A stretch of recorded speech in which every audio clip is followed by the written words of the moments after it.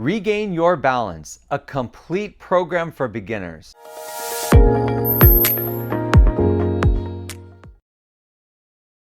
Hi, my name is Doug. I've been a physical therapist for 30 years and I specialize in helping people learn to walk again. In this video, I'm going to show you 21 exercises that can help anyone regain their balance. To do heel-to-toe standing, you just need something sturdy in front of you. You can use your kitchen sink, a countertop, or the back of a chair. You want to stand up, and then you want to put your feet in the heel-to-toe position. That means one foot in front of the other with your heel touching your toe. Now you want to stand up straight, facing forward, with both hands on whatever you're holding on to. Then you want to try to let go. Now at first, this might be very difficult. For people that are not walking at all, this can be quite a challenge. You might only be able to let go for a couple of seconds before you have to grab back on. What you want to try to do is keep building the amount of time that you've let go. You want to let go for longer and longer. So you want to try to let go, hold it for a few seconds, and then grab back on. Your goal is to try to let go for 20 seconds with each leg forward. So 20 seconds with the right leg forward and then 20 seconds with the left leg forward. Once you can do that, then you've achieved what this exercise is supposed to do for you. You don't have to do it beyond 20 seconds. But for many people that are unable to walk or who are barely walking, 20 seconds is a huge challenge. The next exercise is called hamstring curls. To do this, you want to be standing up and holding on to something to keep your balance. Then you want to bend your knee up behind you like you're trying to kick your bottom. So you want to lift your leg up as high as it'll go, and what that's doing is tightening the hamstring muscle. You want to hold it for a second and bring it back down, and then do the other leg. Your goal for this exercise is to do 20 repetitions on each leg for 3 sets. But in the beginning, you might only be able to do 5 or 6 repetitions for 3 sets. You want to slowly build yourself up over time. Don't feel bad if you can't do 3 sets of 20 in the beginning. That's your goal. In standing, with your hands on something like a countertop or the back of a chair, you want to lift your leg up in the air. Now your goal for doing this is to do 3 sets of 20 repetitions. But in the beginning, most people find that they can only do 5 to 8 repetitions. It's a hard exercise. You want to lift your leg up, holding it up for about 1 second, and then bring it back down to the ground, and then lift the other leg up. So you want to alternate right leg, left leg. Over time, over the course of doing this every single day for a few weeks, you want to build up to doing 3 sets of 20 repetitions. To do this exercise, you want to be standing and holding onto the countertop. And what you're going to do is raise up like you're raising up onto your toes. Some people call it raising on their tippy toes. You want to rise up, stand on your toes for 1 or 2 seconds, and then come back down to the ground. You want to repeat this 10 times in a row. So the goal of this exercise is to be able to do it 3 sets of 10 reps. That means doing it 10 times, then pausing for about a minute, then doing it 10 more times, then pausing for a minute and doing it 10 times. 3 sets of 10. But it's perfectly fine when you begin this exercise just to do a few repetitions. A lot of people are going to try this and find that they can only go up and down maybe 1 or 2 times. That's fine. Do 3 sets of 1 or 2 times. What you want to try to do is build up. Each time you do the exercise, try to do 1 more repetition or 2 more repetitions. The goal is 3 sets of 10, but it may take you a few weeks to reach that goal. Leg kicks. You just want to get in a chair and sit up straight and slowly kick one leg up until it's all the way straight. Hold it for about 2 seconds and then bring it back down, then lift up the opposite leg. You want to go back and forth with each leg. Your goal with this exercise is to do 20 reps for 3 sets. That means doing 20 repetitions resting for a minute, 20 more, resting for a minute, and 20 more. I recommend that you do this exercise once a day. Wall push-ups. Now to do this exercise, you want to have both hands on the wall and you're leaning onto the wall. Now it's really important where you place your feet. To make it easier, you want your feet closer to the wall. To make it harder, you want your feet further away. It's really up to you and your ability level where you're going to place your feet, but I recommend that you're at least 18 inches away from the wall so that you're leaning forward slightly. Then with both hands on the wall, you want to start off in the push-up position, and then you bend your elbows, bringing your body closer to the wall. As you bring your body closer to the wall, you want to be exhaling. And then as you push away from the wall, that's when you want to inhale. So you want to try to control your breath to get the most out of this core strengthening exercise. You want to do it slowly, and you want to build up to 3 sets of 20 repetitions. But in the beginning, you might only be doing 3 sets of 5 reps. This is a great core exercise, but you want to start it off slow. With both hands on a countertop, you want to simply step to the side. It's almost as if you're lifting your legs off the ground, as if you're stepping over something, but you're not stepping over anything, you're just moving your legs to the side. You want to keep repeating this with you holding the countertop. The goal of this exercise is to do this 3 times to the right and 3 times to the left without holding on. But in the beginning, you're going to be holding onto the countertop a lot. The first few times you do it, you might just be sliding your hands along the countertop. But over time, as your balance gets better and you get more confident, you want to start to let go of the countertop, working towards the goal of not holding on at all. It's always advisable when you do this exercise to keep your hands over the countertop just in case you lose your balance. To do a weight shift, you need something sturdy next to you. You can use a countertop, a bar, even the kitchen sink, something sturdy to hold on to. And what you want to do is put all your weight on one leg, bringing your other leg off the ground, and then put all your weight on the other leg, bringing the opposite leg off the ground. It kind of looks like you're dancing. You're going to sway to the right, sway to the left. It's very difficult to get your foot off the ground when you do it, so you might need to hang on to the countertop the first few times you practice it. But this is an exercise that doesn't really work unless you're letting go of the countertop. So go as slow as you want, but you want to be able to let go of the countertop and bring one foot off the ground as you put all your weight on the other leg. This exercise helps you learn how to shift your weight. Most people who have trouble standing on one leg can't do it because they're not willing to shift their weight. So this is a great way of practicing weight shift without risking a fall. You want to have the countertop next to you the whole time, but try not to hold it. The goal is to do this 3 times in each direction. So 3 times to the right and 3 times to the left. With both hands on the countertop, you want to shift your weight over one leg, lifting the other leg off the ground, and then try to let go of the countertop, balancing for as long as you can. So you want to do the right leg and then shift over to the left leg. And you keep repeating it. The goal of this exercise is to do it for 20 seconds on each leg 3 times in a row. So that means standing on the right leg for 20 seconds, repeating that 3 times without holding the countertop, and then do it on the left leg 3 times for 20 seconds without holding the countertop. In the beginning, you're going to be holding the countertop quite a bit. In fact, most people when they do this exercise find that they can only stand for 1 second, maybe not even a full second, before they have to grab back on. Don't let that discourage you. Most people have trouble with this exercise. The reason they have trouble is because they're not fully shifting their weight over the leg they're standing on. If you find that you can't do this for even 1 second, I'm almost positive it's because you're not shifting your weight.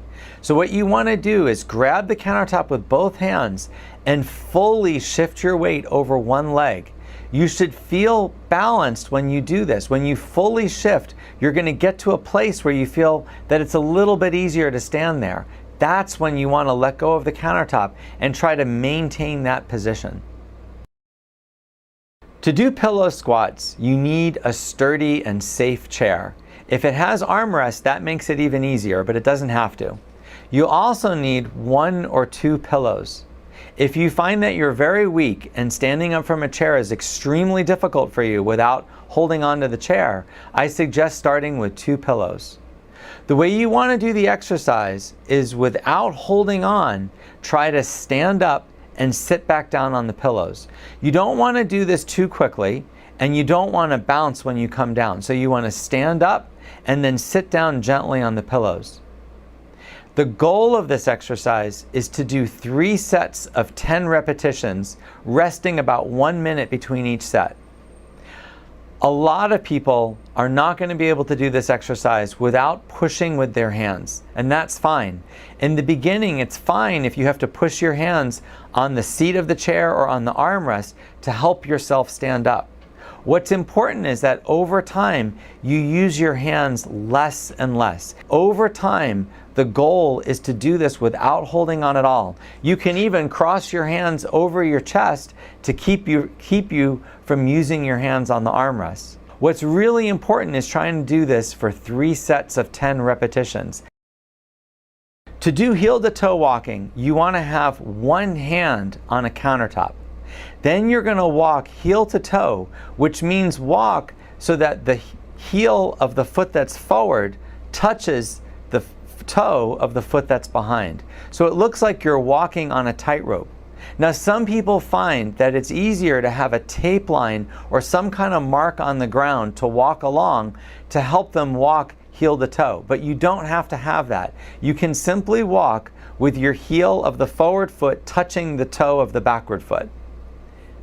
The goal of this exercise is to walk 3 to 4 steps in each direction without holding the countertop, repeating that 3 times.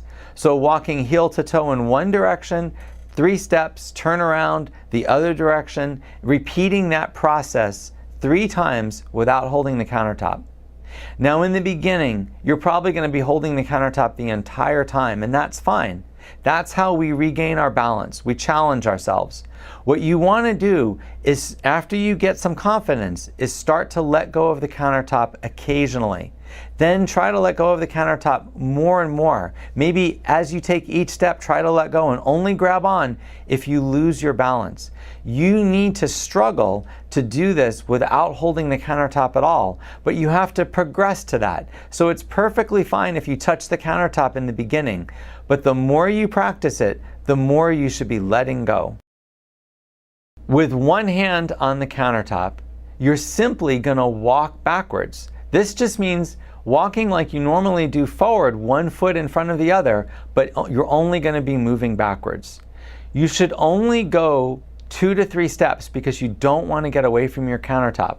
After you go 2 to 3 steps, you're going to turn around and walk in the other direction 2 to 3 steps with your hand on the countertop. Now the goal of this exercise is to walk 2 to 3 steps in both directions, repeating that 3 times without holding the countertop. But in the beginning, you're going to find that you're going to have to grab the countertop every so often. In fact, the first few times you do this, you may be holding the countertop the entire time. Over time, your balance will get better and you can let go of the countertop more and more. You want to work towards the goal of being able to let go of the countertop the entire time that you're walking backwards. The second exercise is called Stepovers. To do a step over, you need something to step over. You can use a towel, you can use a line on the ground, or even an object. You want to have something nearby to hold on to, like the back of a chair, the countertop, a kitchen sink. And what you want to do is simply step over with both feet in one direction and then step back in the other direction. So you're going to go to the right with both feet and then to the left with both feet. You do need to leave yourself room for your foot to hit the ground. So if your right leg is coming over, you have to bring it far enough over that there's room for your left leg and vice versa. The goal for this exercise is to be able to do it 3 times in each direction without holding the countertop. But in the beginning, it's perfectly fine to hold the countertop the entire time. As you get better at this, you can let go more and more until you reach the goal of being able to do it 3 times in each direction without holding on. Now to do this, you need a chair with armrests, and you need that chair to be against something to make it secure. So you can just push it up against a wall. What you do is you bend forward, putting both your hands on the armrests of the chair, and then you simply hold that position. Now some people call this a plank, and you'll see people doing this on the ground, and it's a great exercise at building upper body strength. It's an isometric exercise, meaning you don't move when you do it, you just simply hold the position. Now, the further your feet are from the chair, the harder this is going to get. But be careful, because if you bring your feet back too far, it could result in you falling. So only bring your feet back as far as you're comfortable. To do this exercise, you want to just time how long you can hold that position. You want to probably start with 10 seconds and then build up to a goal of 30 seconds. So you want to hold that position for 30 seconds. And doing that will build your upper body strength. To do tapping on a step safely, you're going to need 2 things. One is you need something to tap. It could be a piece of tape on the floor, or it could be an aerobic step, or anything that is easy for you to tap. The other thing is you're going to need 1 or 2 things to hold on to. You can use the back of 2 chairs, you can use a countertop in a chair. I recommend having something on your right and your left when you do this exercise. Now to do the exercise, you want to tap your foot forward onto the object, just tapping your foot. So tap your right foot, then tap your left foot. You're not putting any pressure on the thing you're tapping onto. So you're just standing, lifting one leg off the ground, bringing it forward, tapping it, then putting that foot down and going onto the other leg. So you're going to go right leg tap, left leg tap, right leg tap, left leg tap. The goal of this exercise is to do it 20 times on each leg without holding on. But in the beginning, you're going to need to hold on. You might find that you're losing your balance the entire time. That's okay. Hold on if you need to the first few times that you do it. But what you want to try to do is let go when you're doing the tap. This exercise is not really beneficial if you're holding on the whole time, because you're not going to shift your weight. The purpose of these exercises is to teach you to shift your weight over the leg you're standing on. That's going to help your walking and improve your balance. So you want to be letting go while you're shifting to the right and tapping your left foot, letting go while you're shifting to the left and tapping your right foot. But it's okay if occasionally you grab onto the chairs to steady yourself. You don't want to fall while you're doing this exercise. You want to keep practicing this every day until you can get good enough to reach your goal. Now, a balance mat is just a really soft cushion. You can use a couch cushion or a chair cushion, anything that's soft and spongy that when you stand on it, you feel unsteady. Now again, you want to use a countertop or the back of a chair to be careful and steady yourself when you get onto this. With both hands on the countertop, you want to stand so your feet are close together on the cushion. Then you want to let go of the cushion. You're going to feel very unsteady at first, and you're probably going to grab right back onto the countertop. But you want to keep doing this. Keep trying to stand without holding the countertop, but your hands just over it just in case. The goal is to stand for 20 or 30 seconds without holding on, with your feet close together. Now to do this safely, you're going to want to have something next to you to hold on to. I recommend a countertop, the edge of your sink. It could be a heavy chair turned backwards, anything that's secure. You want to put one hand on this while you start doing this exercise. Now, what you want to do is just simply step forward over that object. Then, once you get both feet over, you want to step backwards over the object. You want to just keep repeating this. I recommend doing this for about 5 minutes, 1 to 2 times a day to see an improvement. When you're doing it, you want to make sure that your feet are getting completely over the object. Try not to touch the object. Try not to drag your feet on it. You want to step cleanly over it. Now, as you get better, you can start to let go of whatever you're holding on to and just keep your hand there for safety. Your goal is to be able to do this 20 times forward and backwards. So that means stepping forward and then backwards over this object 20 times without holding on. Now, it may take weeks, if not months, for you to be strong enough and have the balance to do this. This activity improves your balance, your proprioception, and your leg strength. It's a great exercise, and it's an excellent way to reduce your chance of falling. To do this exercise, you're going to need two things. You want to have something to hold on to steady yourself, and you also need a step.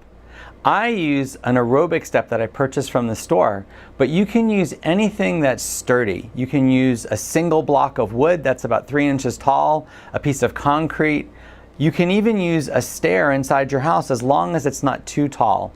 I would recommend that your step be at least 3 inches, but at the maximum it should be as 6 inches tall. Now, to do this exercise, you want to grab onto something to hold on to and then step up on your right leg, bringing your left leg up on the step as well.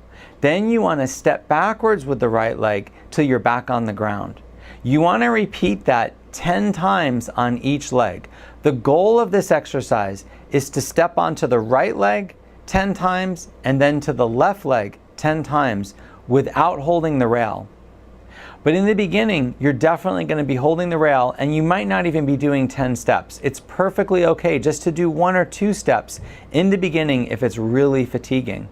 You can also use the rail to steady yourself and even help yourself get up onto the step.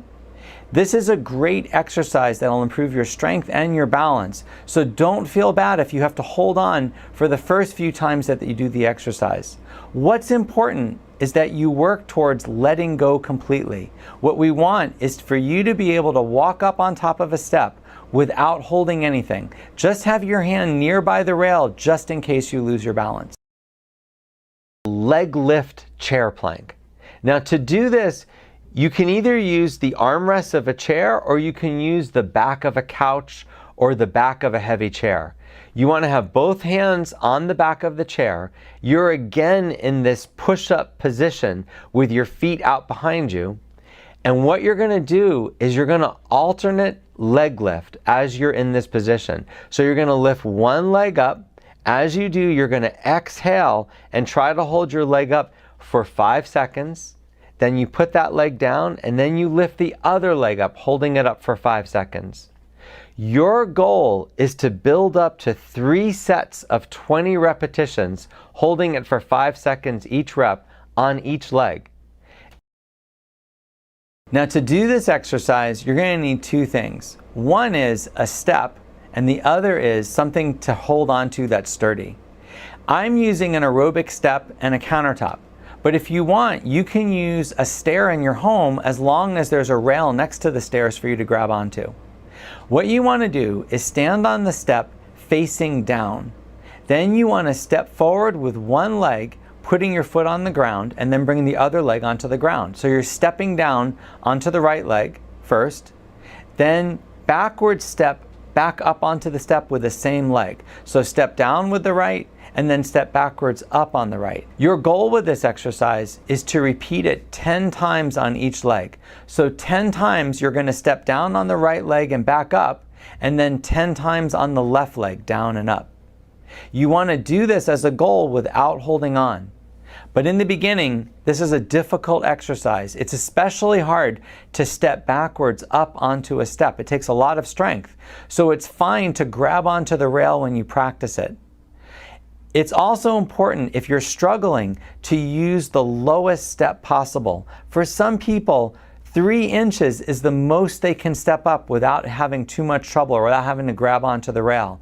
It's better to do this on a lower step in the beginning so that you can do it repeatedly as you build your strength. Then as you get stronger, you can progress to a taller step. The goal again is to use a 6-inch step and be able to step up and down 10 times with each leg leading. To do this exercise, you want to have both hands on the countertop, and you should be standing with one leg off the ground. Then you're going to raise up on top of your toes on the leg you're standing on, holding for about 2 seconds and then coming back to the ground. You want to repeat this 10 times. The goal of this exercise is to do 3 sets of 10 reps on each leg. So 3 sets of 10 with the right leg on the ground and 3 sets of 10 with the left leg on the ground. You want to rest about 1 minute in between each set. Now this is a difficult exercise, and in the beginning you might not be able to do very many repetitions. You might start off just doing 5 repetitions for 3 sets and then build that up over time to 10 repetitions for 3 sets. The best way to use the exercises in the video you just saw is to master each exercise before moving on. These exercises weren't meant to be a complete program that you do each exercise in order every single day. The idea is to do the first exercise, and if it's easy, only then move on to the next exercise. Once you get to an exercise that's difficult, you want to keep practicing that exercise every day until you master it. That could take days or even weeks, but once you master it, that's when you want to move on to the next exercise. What is balance? Many people really don't have a good answer to that question, but most people know when they're losing their balance. The truth is, many seniors have trouble with their balance. They might be shuffling when they walk. They might have to use a walker or cane just to feel stable. A lot of people have trouble with their balance, but they don't know really how to answer the question of what is balance. So there's really 2 ways to think of balance. There's functional balance, which means if I measured your balance, if I tested your balance, how good is your actual balance? But then there's another thing called perceptual balance. Perceptual balance is how balanced we feel. So I'm going to start with perceptual balance. You know when you're feeling balanced. You can tell when you're walking if you feel stable or if you feel like you're about to fall. So what part of the brain is this all happening in? It turns out there's one region of the brain that's located in the temporal lobe, and that region tells your frontal lobe that you're balanced. You can think of it as whole body awareness. When that part of your brain tells your frontal lobe, yes, I'm completely stable and balanced, then the person feels balanced. The thing is, a lot of things have input into that region of the brain. Now, many people will talk about the inner ear. In the inner ear, there's an organ that tells your brain when you're accelerating in one direction. So if you tilt your head to the right or left, or if your body suddenly moves forward or backward or against gravity or with gravity, that part of the brain, that organ, can tell your brain about that angular motion. There's another part of the brain that is responsible for something called proprioception. Proprioception is the awareness of where your limbs are in space. So at any given moment, you know if your hand is here or here because of your proprioceptive sense. So that information is also given to that same region of the brain that gives you whole body awareness. So does vision, so does hearing, so does touch. In every muscle in your body, there are little receptors that tell your brain what the position is of that muscle. That information goes there. Also, fear. If you're afraid for any reason, that enters into whether or not you feel stable. So even if all the other information is telling your body that you're stable, but you're afraid, your brain is going to think, I'm not steady, I'm actually unbalanced. You might even feel a sense of dizziness. Let me give you an example. If you're afraid of heights and I ask you to go up on a 20-foot ladder and fix something, when you get up to the top of that ladder, if you're afraid of heights, you might very much feel a sense that you're falling. You might even feel dizziness. You're not dizzy. Your inner ear is not telling you you're dizzy. Your proprioceptive sense isn't telling you you're dizzy. Your limbic system is. Your limbic system is where fear comes from. So when the fear is high enough, your brain is going to think, I am not balanced, I'm actually dizzy. So why am I talking about all these things? For you to have a sense of balance, all of those things have to be okay. All of those senses have to be intact and giving you information that you're stable.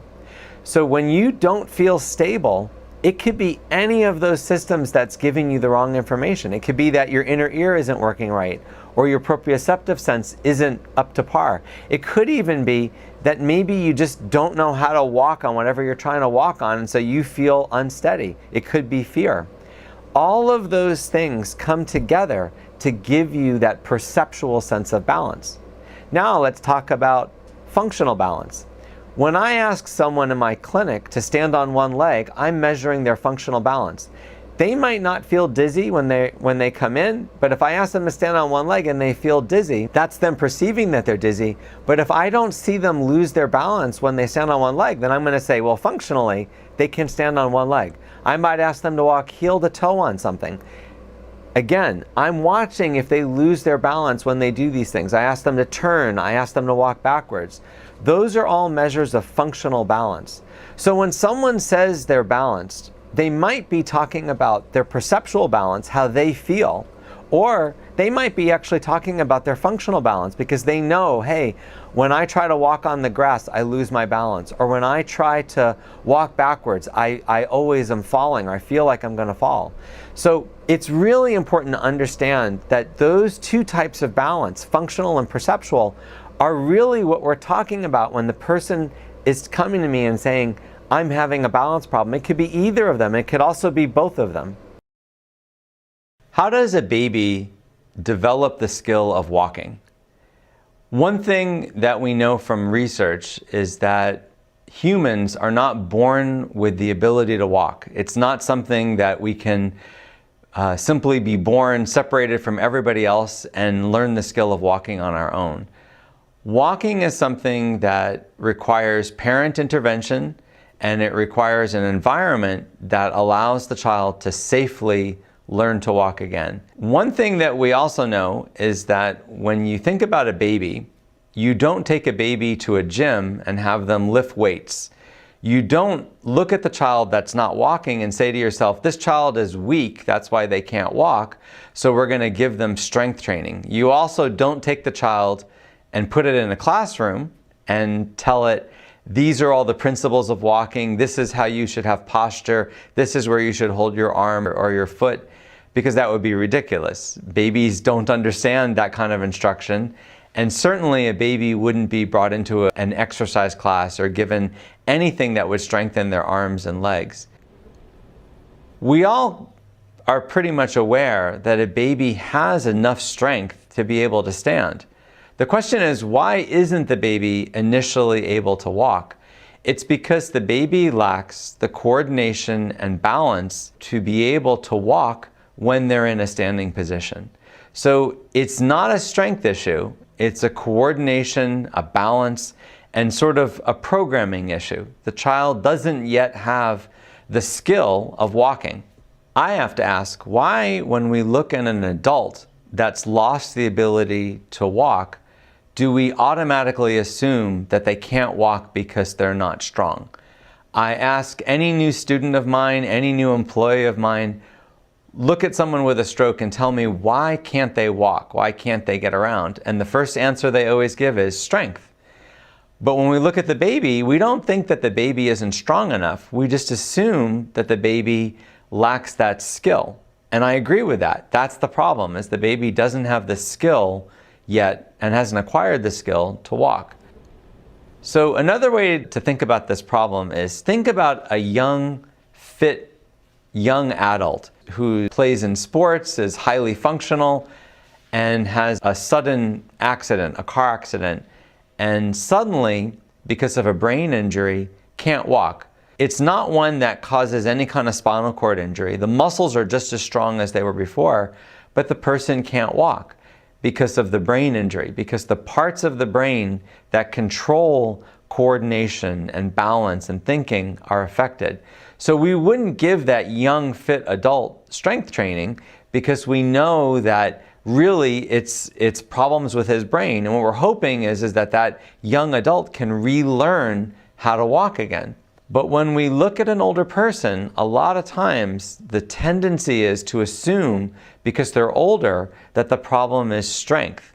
When just like a baby, the older adult has lost the skill of walking, not strength in the muscles as the limiting factor. Walking is a motor skill. We gain it through repeated practice. It's not something we're born with. It's not something that we're pre-programmed for. Walking is programming that we acquire by failure, repeated failure. The baby stands up and holds on to something and tries to let go, loses its balance, and falls down. The baby stands up on 2 feet and tries to take the first step and fails and falls down. It's that repeated failure that teaches the baby, okay, if I do this or that, it's not going to work. So the baby eventually learns what's the right way to hold my leg, what's the right way to control this muscle, what's the right way to balance on one leg. It's through that repeated failure that the baby eventually acquires the skill of walking. I hope you found this video helpful. Click the subscribe button if you want to see more videos like this. If you would like more help with your balance, look in the description for a link to a course I created that can help anyone improve their balance at home.